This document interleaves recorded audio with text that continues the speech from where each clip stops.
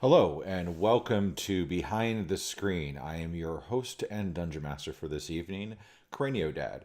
And according to my self audio check, I sound okay, but I'd like to make sure I sound okay to you guys out there as well.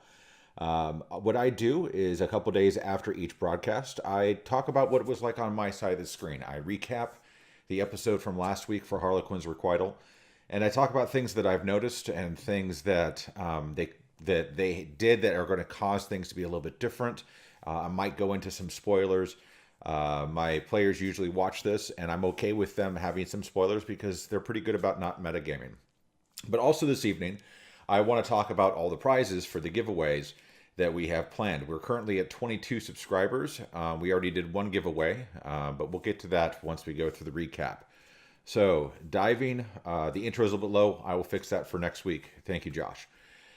So diving into last week's episode. So this is the portion of Horde of the Dragon Queen that I have been looking the least forward to. It's a lot of travel.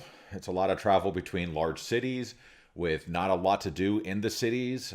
There's a lot of things out there for the DMs, especially on DM's Guild and things along those lines, that you can download for free or purchase for a very small fee and get a little micro adventure that you can run through. But what I'm trying to do with this run of Horde of the Dragon Queen is to run it through fairly straight and fairly even. I want to have a little few additions here and there that I'm adding for flavor because some of the parts are just, there's too much time in between.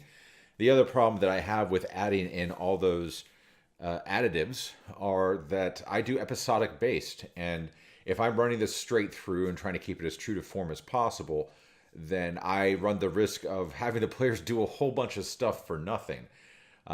This particular chapter is one of the chapters that when they finish the chapter, there's no, hey, and you guys will be leveling up. We'll see you next week with your new level characters. And I think that might be a misstep on the way that this campaign is written. The players did an excellent job of dealing with the punches. I found a way to bring the players who couldn't be here the week prior back to the table by using magic. Ooh, magic, because magic's everywhere in this world. This is very high magic. And I think the players are going to learn more and more about how high magic this game is. But anyway, I was able to bring the players I had Gijwich and Toro. So Quobrudlum and Toro get sucked into the ether and go to the astral plane and then get pulled right back into the material plane and through a couple of different spells in order to get them from one place to another. And it took them a second in their time, but it took days on the plane that the players were playing on. That was just purely thematic, so it was a way to keep the story going along. There's a lot of struggle for DMs when it comes to what happens when you have a player not at the table. I'm not a huge fan of letting other players play that player.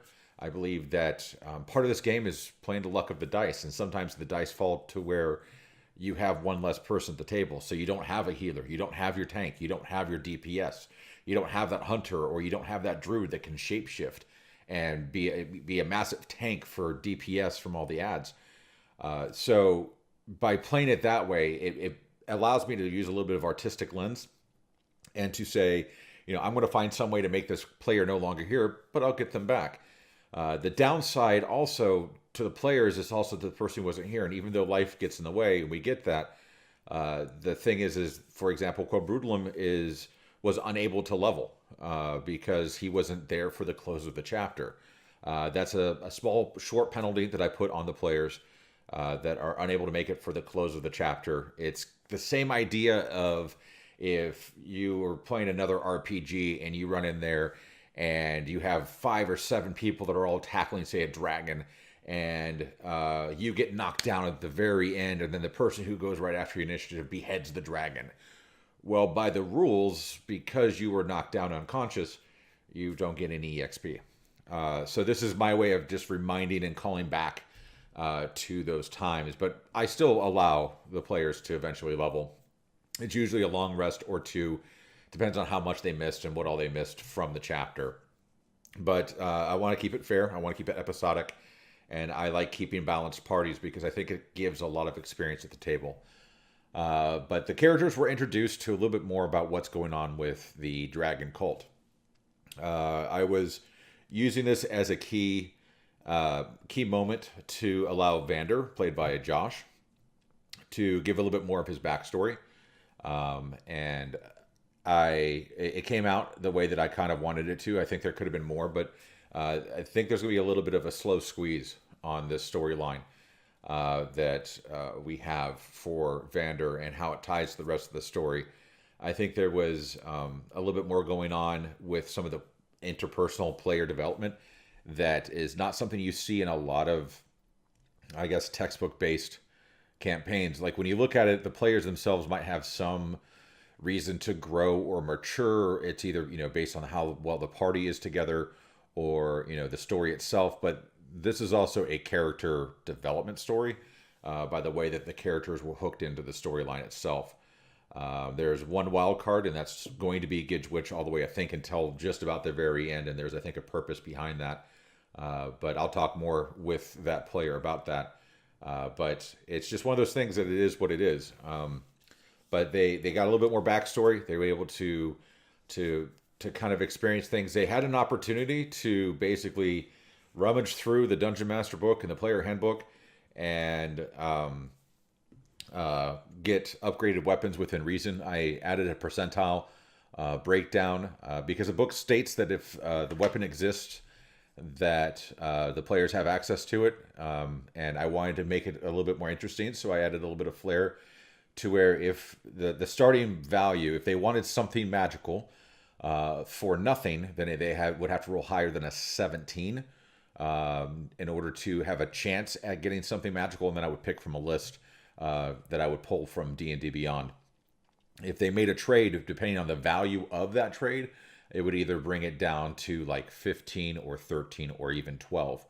And that's all they would have to beat in order to get something magical as a replacement. And I think that some of the players eventually picked up on that, but we were getting kind of long in the tooth on a shopping, not shopping episode. So we took our first break that we've taken in a while for one of our games, just to give the audience a break from us looking up things and trying to figure things out and kind of quick fire through some of the changes. But they had the opportunity to upgrade a little bit, maybe get a better weapon or change out a weapon or better armor. And a lot of them did that. And I think that was very prudent. It's going to come in handy down the line, providing that they, A, don't have it stolen from them, and B, they, don't get it broken, because that's one of the mechanics that actually comes into play for this campaign, is that armor can get broken. So that's kind of the gist of it. They got on a boat. There was a percentile chance that I would add something that was an add-on. I know I gave that nice little diatribe about trying to stick true to the book, but literally the travel is your players travel in a boat down the river to the next city. Are you kidding me? It's supposed to take them 3 days. My players are going to sit on a boat for 3 days? I don't think so. So one of the things that I found online was the whole bridge encounter. And there's about 10,000 ways it could have gone. It went pretty middle of the road when it came to what could have happened and how severe it could have been versus how great it would have been.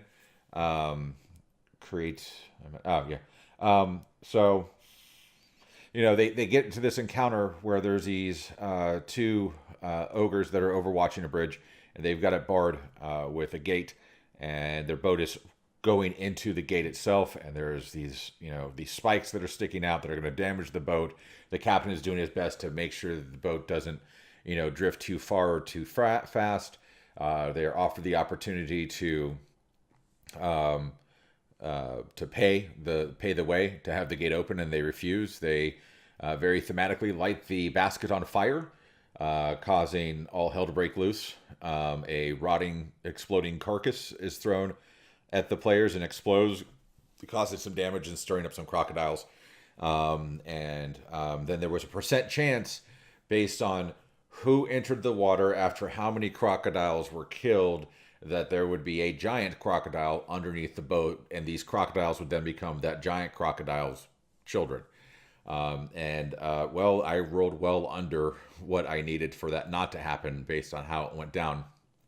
So they wound up battling a giant crocodile, 4 crocodiles, and 2 orcs. It took a few rounds to get through. I think the grand total, last time I looked at my notes, I think it was somewhere in the neighborhood of 7 or 8 rounds to get through, which isn't too bad for this level of combat. There was a couple of CR2s. The crocodiles are CR5, and the little crocodiles are CR1 quarter. For those that don't understand what CR means, that's a creature rating that's based on what level of party needs to fight it to have a chance for it to not to be a deadly encounter. The crocodile would stretch them a little bit, but I think the fact that they had A, 5 players, and B, had a druid with them who could shapeshift into a giant toad, that helped quite a bit. So it was a little bit of a misstep, I think, for Toro to shapeshift into a crocodile. I think she realized almost instantaneously about her folly when or challenge rating. Thank you, Gidgewitch. She immediately looked at how little hit points she actually had, and that ended quickly for her as a crocodile. And then she wound up going into a giant toad, which had significantly more hit points and was able to do a lot more damage.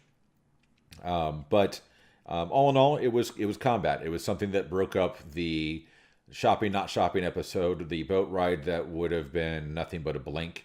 That was supposed to elapse over 2 or 3 days worth of travel. And it gets them to the city on the heels of having some combat. And had it been a little bit more intense, it would have, tapped some resources, which is what the big problem with travel is that when, as a DM, if I have players going from, say, Baldur's Gate to Waterdeep, which I know is supposed to be like a 30 or 45-day trek, if not more, it might even be a 60-day trek, then I'm going to have to figure out some way to tap the resources to make that travel existent in time, because it's not like they're hopping on a plane, getting off a plane 45 minutes later, and they still have all their gear on them. They're going to go through food.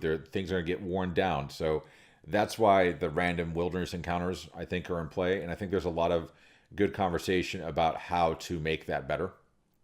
So I'm trying my hand at that a little bit with the next couple of chapters where there's a little bit more travel.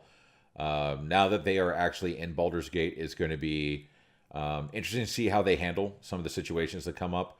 I think that the players have some history with Baldur's Gate. I think that some of the actual people in the room have some foreknowledge about Baldur's Gate, not necessarily what's happening here, but it's going to become very apparent very quickly that they can't just be some, ragtag adventuring group that runs through everything and gets what they want. There's a lot of order in Baldur's Gate, and I think that's going to come into play pretty quick. There's going to be a couple of opportunity encounters that they're going to have, and it's at my leisure to throw another encounter at them in Baldur's Gate itself, which I may do depending on the tempo of the night. But it is my intent that this week, providing we have a game and life doesn't get in the way, that the players themselves will find their way out of Baldur's Gate, or at least be getting to the point where they are getting out of Baldur's Gate by the end of the night. So that will mostly close out Chapter 4 for Horde of the Dragon Queen. Everybody traveled through Baldur's Gate on the way through, because not a single person is from south of Baldur's Gate. To answer your question, Gidgewitch, every single person traveled through Baldur's Gate. In fact, I believe if we look back at some of the text that I sent you guys, I believe that you guys met up in Baldur's Gate and then made your way down through to Greenest at the very beginning, realizing that you needed more than just yourselves to get there. So we can address that over emails, I think, this week or over the next couple of days would probably be a good idea. But even just passing through Baldur's Gate, which most of you would have done, it would have taken you a day. So it's one of those places that you may remember being there, but you may not know a lot about it. But not a single one of you is from Baldur's Gate. And the most amount of time that you would have spent in Baldur's Gate would probably have been no more than a couple of days. Not even if I would not even say, I would not even hazard a half of a 10-day at any point in time, because it gets too expensive too quick. So that is the bulk of what happened this week, covered in less than 20 minutes. But I do believe that this week will be the tail end of what I call the boring Chapter 4. There's still a lot of cool stuff that's going to happen in Baldur's Gate. There's a lot of meat that gets added to the hook itself for Horde of the Dragon Queen. there's a lot of opportunity for the players to learn a lot more. It's up to them whether or not they learn it or not. That's, I think, another struggle of being a dungeon master is, as a dungeon master, you have all of this information behind either your DM screen or whatever you're using, or even in my case, it's computer screens.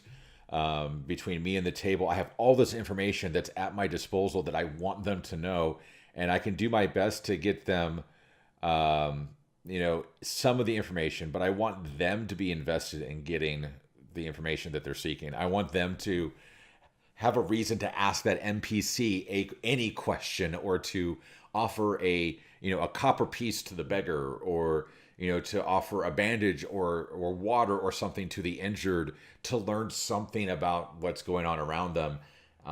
And the folly in that is that because I want them to make that initial reaction, and every DM who may eventually watch this, is watching this now, or ever has conversations like this, knows the experience of literally taking packets of paper and throwing it away, because they're never going to see these NPCs again. This is a one-time opportunity to learn something about this information. They may get it down the road as some expository, rant from some other NPC or the BBG.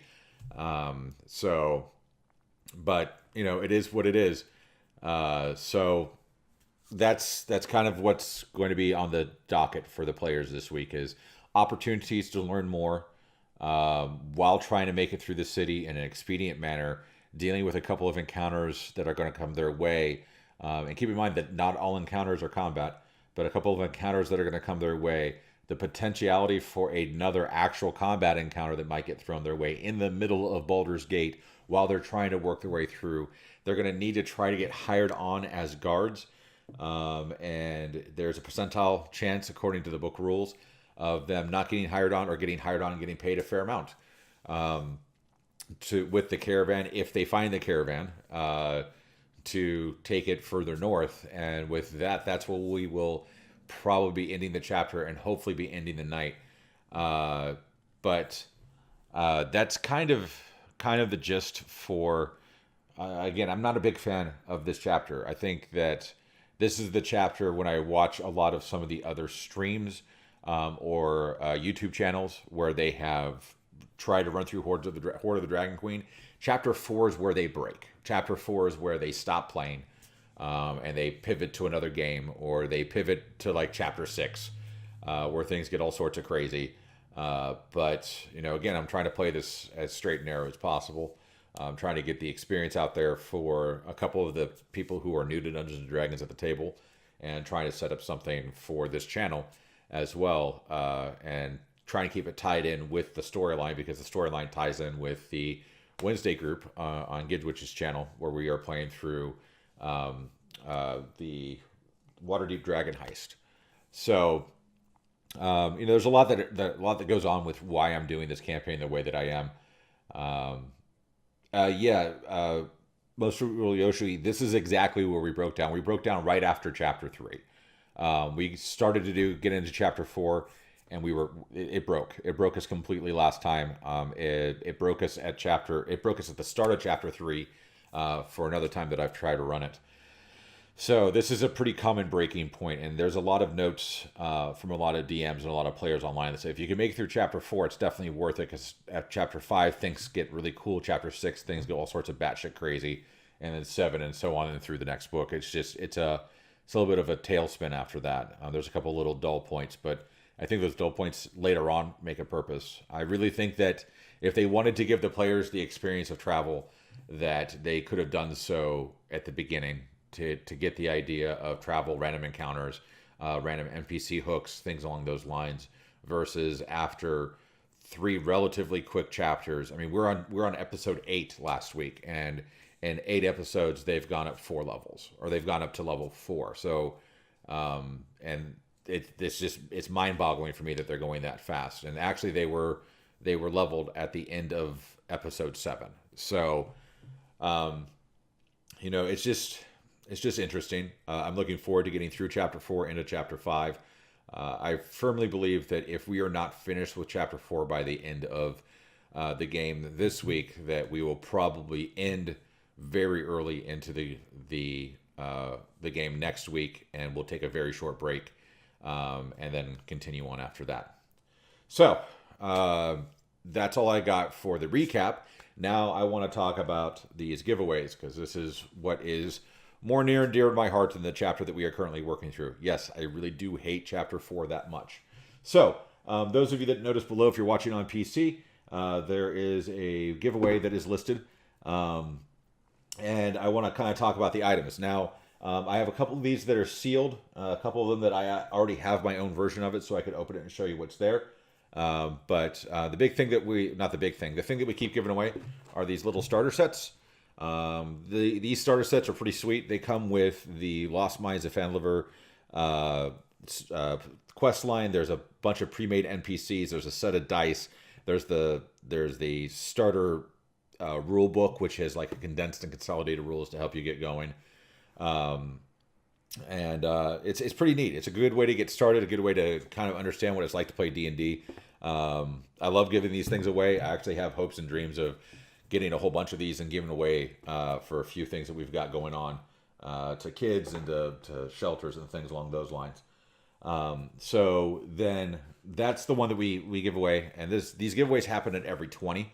So when we hit 40 followers, one of those will be given away. And the new thing that we are adding is this awesomeness right here, thanks to an incredible person who wants to remain nameless, who cut me an amazing deal that I can't even really talk about. But Akapogo Gaming has this limited run of dice. This is the Blood and Steel series of dice right here. They made 1,000. Only 730 of them cut the muster for their testing. So they have a numbered set, and I was able to work out a deal to get a few of these to give away. Each one comes with a complete polyhedral set in its own little tin. So you can kind of see that in here a little bit. I know it's kind of rough on stream. Each one in the center, for what you saw there, comes with a coin, which is it's just a coin, but to Dungeons and Dragons folks and to most RPGs, it's a D2. So it's you have a 1 or 2. On each coin, there is an etched number. Don't know how well that's going to show up on stream. That number correlates to the certificate of authenticity. So this is 141. This is 141. And that way you will get not just the dice set, but the certificate of authenticity as well. They are never making this series again. So I'm super stoked that I was able to pick up some for this giveaway. So that part gets started once we reach 40. At 60, the next thing that we'll be adding, this is not just for one person, by the way. So just to be clear, when we hit 40, there's going to be a giveaway for the starter set and then another giveaway for the dice set. When we hit 60, there'll be one for each of those. And then the new thing that we'll be adding to the list is one of these bad boys. Can't remember the manufacturer off the top of my head. But it's a dice pouch that has a really wicked little eye on it. It's made out of heavy leather. It's lining on the inside. It's got a drawstring with a little pin. It's got a really wicked looking little red eye. I love this thing. I might actually pick one up for myself, even though I really don't use dice bags anymore. I have dice trays. But super stoked to get that onto the list as well. So that gets added at 60. At 80, thanks to a friend of mine who has already set aside what is needed for these, we are going to then add a copy of the hardback copy of Art and Arcana. Now, those who don't know what this is a story of Dungeons and Dragons with a whole bunch of artwork. It's beautiful. The paper is just great. It's a great read. It's a great crossover between a novel and a graphic novel. So once we get to 80, we'll give away, again, a starter set, a dice set, a dice bag, and then a copy of Art and Arcana. And then at 100, we'll give away one of those each to each one of those. And then what we get added to that is this amazing bad boy here that I wish I could open, but it's the only one that I have, and I don't get to buy one for myself. So is the limited edition foil cover, alternate cover set for the gift box set. So this has the player's handbook, the monster manual, and the Dungeon Master's Guide, as well as a DM screen. So I'm looking forward to sending that out to somebody as well.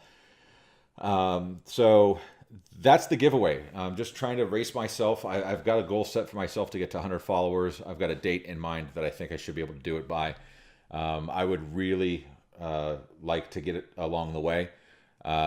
This is going to wind up carrying over for this channel when some new things start. I talked last week a little bit about I'm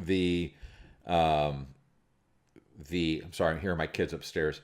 The fact that I'm going to be doing Ghost of Saltmarsh at the end of May or early June. That game is going to be on Saturdays. My schedule has already started changing. I posted the Friday video without preview yesterday on YouTube for the archive. And I'm doing this tonight instead of on Mondays. And my schedule is going to change a little bit. I'm trying to dial it in. We've got a lot of stuff going on with the family, but I want to make sure that I'm taking care of the family and making the time to make this happen as well.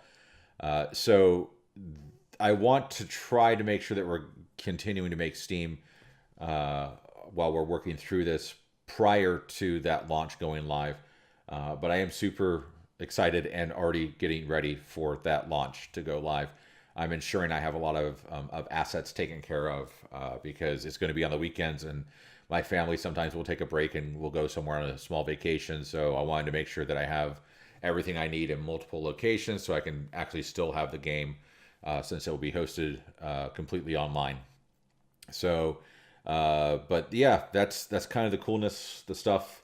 I'm ready to give this out to the followers. I'm ready to watch this channel continue to grow and to do some cool things with it. So right now we're at 30 some odd minutes, just shy of 30 minutes of actual stream time, but 32 of live time. But I want to see if anybody has any questions. Anybody?